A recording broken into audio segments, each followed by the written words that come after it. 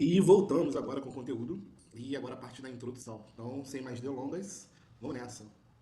Bom, entender o surgimento da área de revenue é primordial para que você tenha clareza das principais métricas e oportunidades da área e te tornará um profissional diferenciado. Todo mundo fala de revenue, a galera gosta muito de tirar um pouquinho da teoria, né? Por que eu tenho que aprender? Não. Mas quando você entende essa parte, fica muito mais claro até de você sentido. Então, como eu vou atuar ou com management. É que o principal objetivo era colocar o máximo possível de assentos da aeronave com o máximo de rentabilidade.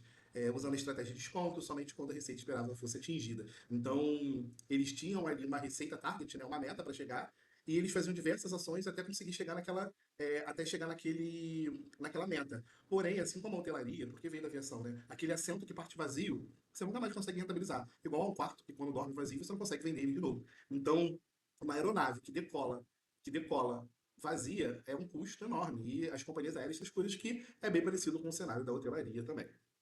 E o que aconteceu, né? Como é que foi essa grande mudança no mercado e qual foi a dor que aconteceu para que esse departamento, essa área criasse? Então, na década de 70, as leis, né, a regulamentação das companhias aéreas caíram por terra. Então, antes as companhias eram um serviço público regulamentado. Com esta mudança, ela passava para ser um sistema de livre mercado. E com isso chega novos concorrentes, que faz com que a estratégia de maximizar receitas se coloque à prova.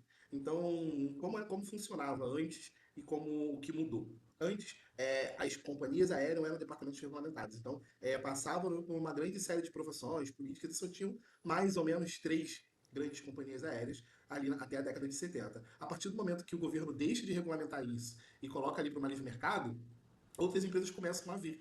E, claro, nem todas são do mesmo porte que as grandes que estavam ocupando. Então, empresas de low cost começaram a entrar com tarifas bem agressivas. Então, assim, antes as grandes companhias tinham aquele serviço de luxo, aquele serviço premium, era um ticket médio bem alto, e como era como um cartel praticamente, né, um grupo pequeno, era fácil você ter você ter o controle ali do preço. A partir do momento, né, que isso abre para novos entrantes, novas empresas, e elas trabalham com uma precificação mais agressiva, isso realmente muda um pouquinho o jogo do mercado aéreo nos Estados Unidos naquela época. E começa a tal guerra de preços, né? Novos entrantes versus o mercado tradicional. As novas empresas tinham preço baixo ao seu favor e com isso logo ganharam o mercado, com a perda de espaço na cesta competitiva e algumas companhias aéreas até decretando falência. As empresas tradicionais se viram contra a parede e viram com a única saída seguir os preços baixos para não ficar para trás. Então, novos entrantes, a galera começou, cara, eu não preciso ter talher de prata, eu não preciso ter guardanapo de pano, eu não preciso ter fazão, molho de laranja, não é minha de serviço de bordo. Então, meu principal objetivo é levar a pessoa do ponto A para o ponto B com segurança e pronto. Então, essas empresas de low cost começaram a muito nisso e preço, né? Então, quando ela tira um montão de serviço agregado e ela só se propõe a levar do ponto A para o ponto B, ela começa a ser muito mais uma estratégia de penetração de mercado, de preço.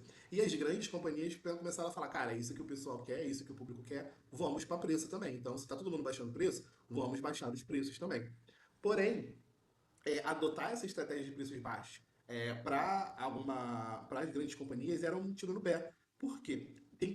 Porque eles tinham um custo muito alto. Então, por que entender isso é importante, né? As grandes empresas viram que as novas empresas estavam baixando o preço, estavam começando com uma tarifa mega baixa e eles começaram a adotar. Porém, eles não mudaram ali o escopo. Mantiveram os talheres, mantiveram o serviço de bordo chique, mantiveram um montão de coisa, e com certeza isso feriu a margem dessas companhias, as mais tradicionais. Então, como está aqui no texto, né? Adotar a estratégia de preços baixos, as companhias aéreas tradicionais começaram a identificar que aquela estratégia não era sustentável ao longo prazo. Diferente das empresas low cost, que não ofereciam nenhum serviço de bordo, as aeronaves eram de segunda linha, a quantidade de funcionários era próxima ao limite desejável, porém as companhias tradicionais trabalhavam com mais serviços agregados, suas aeronaves eram de primeira linha, a sua tripulação era bem capacitada. Desta forma, o seu custo era maior que as pequenas empresas. E a estratégia de preço baixo acabou impactando ainda mais na rentabilidade. Então eles já estavam sofrendo com a perda de market share pela entrada de novos concorrentes. Além disso, eles potencializaram a perda da margem, porque eles começaram a queimar preço, a jogar a tarifa lá para baixo,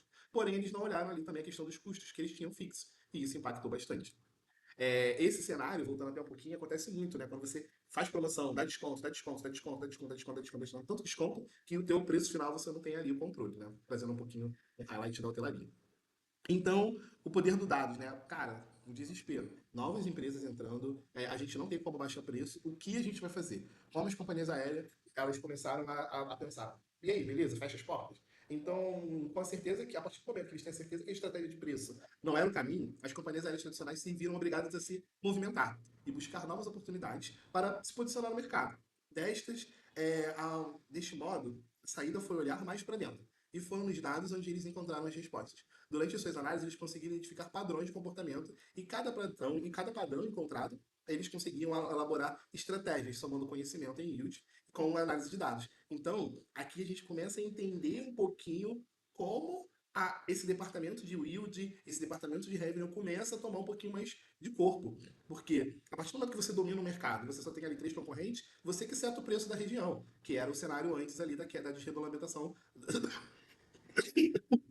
no mercado. A partir do momento que você tem novos entrantes, sua concorrência aumenta pra caramba, todo mundo joga o preço lá embaixo. Como é que você vai fazer? Então, algumas praças, por isso que entender a origem da área é importante, porque essa movimentação ela acabou se repetindo novamente. Então, eu vou trazer um caso aqui do Rio de Janeiro. Rio de Janeiro era uma praça que tinha poucos hotéis, né? Então, ali antes dos Jogos Olímpicos, antes da Copa do Mundo, Olimpíadas, a galera ditava o preço, eram poucas. A partir do momento que a gente tem esses grandes eventos, a quantidade de leitos do Rio de Janeiro quase que duplicou novos concorrentes. Então, eu cuidei de hotéis que eles eram únicos antes das Olimpíadas, e após as Olimpíadas apareceram mais 5 hotéis em volta dele. Então, como ele vai trabalhar? Como ele vai entender? Como vai fazer? Então, essa situação que aconteceu para as companhias aéreas realmente acontece hoje nos nossos mercados. Então, isso é muito importante ler também.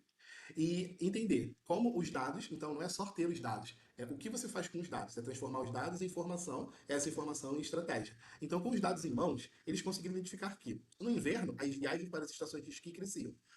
Nos feriados nacionais, as cidades com maior foco em lazer recebiam mais turistas, e que algumas capitais, a compra de passagens era no mesmo dia do embarque, eram mais altas. E dessa forma, e da mesma forma que havia movimentos de grandes demandas em algumas cidades, as mesmas sofriam com uma queda em determinada época. Foram esses dados que começaram a ser criadas as ações com foco em aumento e rentabilidade, conseguindo dar ao setor um aumento de previsibilidade, pois ao saber quais são os períodos de baixa demanda, a possibilidade de elaborar ações e objetivos de minimizar impactos. E da mesma forma, ao ter o conhecimento em períodos de alta demanda, a possibilidade de rentabilidade é maior. Então é aquilo. Eles começaram a pegar aquele bloco de informações e a fatiar e a entender o que aquela massa de dados estava dizendo. Então, daquele banco de dados, eles acharam pessoas que poxa, esse destino aqui no verão inverno, em determinada época, aumenta muito a procura. Por quê? Ah, esse aqui é o inverno e essa região tem bastante estação de esqui. Ah, isso aqui, poxa, são algumas cidades que tem mais, que é uma população mais de lazer. Então, nas férias, essa época é mais bomba. Pô, esse aqui é uma região que todo mundo compra em cima da hora. Então, beleza, é outra estratégia. Então, a importância de você pegar os dados e fatiar neles é isso, é você conseguir pegar essas informações e direcionar a sua estratégia.